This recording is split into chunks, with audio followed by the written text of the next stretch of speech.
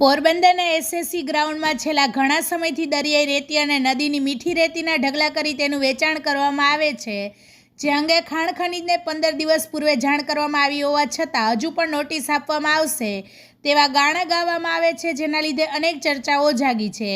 પોરબંદરના એસએસસી ગ્રાઉન્ડમાં ઠેક ઠેકાણે નદીની મીઠી રેતી અને દરિયાઈની ખારી રેતીના ખડકલા કરાયા છે. આ ઉપરાંત કાંકરીના પણ ઢગલા કરવામાં આવ્યા છે.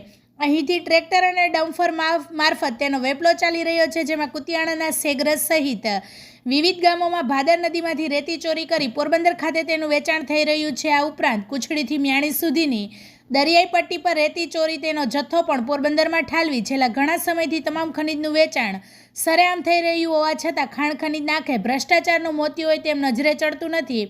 આથી આ અંગે 15 દિવસ પહેલાં પુરાવા સાથે સ્થાનિકો દ્વારા અધિકારીઓને જાણ કરવામાં આવી હતી. તે સમયે અધિકારી પરમાર અને મોદીએ તટસ્થ તપાસની ખાતરી આપી હતી, પરંતુ ત્યારબાદ કોઈ કાર્યવાહી કરી નથી, જેના પગલે હાલ પણ ખુલ્લેઆમ વેચાણ ચાલુ છે અને ખનીજ ચોરોને મોકળું મેદાન મળ્યું છે. આ અંગે અધિકારી પરમારનો સંપર્ક કરતા તેણે એવું જણાવ્યું કે નોટિસ આપવાની કાર્યવાહી ચાલી રહી છે. ત્યારે સવાલ એ ઉઠે છે કે 15 દિવસ સુધી ખાણ ખનીજ વિભાગે ઘોર નિંદ્રા જ કરી કે અહીં દિવસભર ટ્રેક્ટર, ડમ્ફર સહિતના વાહનો વડે રેતીનો સંગ્રહ કરવામાં આવે છે, તેમજ આવા વાહનો મારફત તેનું વેચાણ કરવામાં આવે છે. તેમ છતાં હજુ સુધી કોઈ કાર્યવાહી થઈ નથી.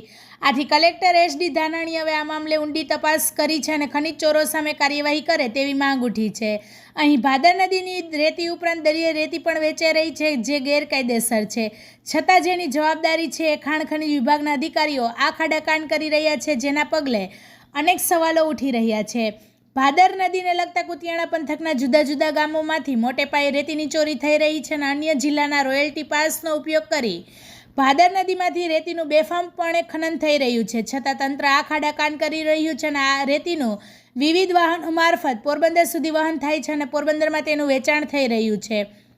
એસએસસી મેદાનમાં જે રેતીનું વેચાણ થઈ રહ્યું છે તે કુછડીથી મ્યાણી સુધીની દરિયાઈ પટ્ટી પર ખનન કરી લાવવામાં આવે છે અને અહીં તેનું ટ્રેક્ટર અને ડમ્ફર મારફત વેચાણ થઈ રહ્યું છે, જેમાં વન વિભાગ હસ્તકની જગ્યા ઉપરાંત રેવન્યુ વિસ્તારમાંથી પણ ખનન કરવામાં આવે છે, જેના લીધે દરિયાકાંઠે મસ્ત મોટા ખાડા પડી ગયા છે.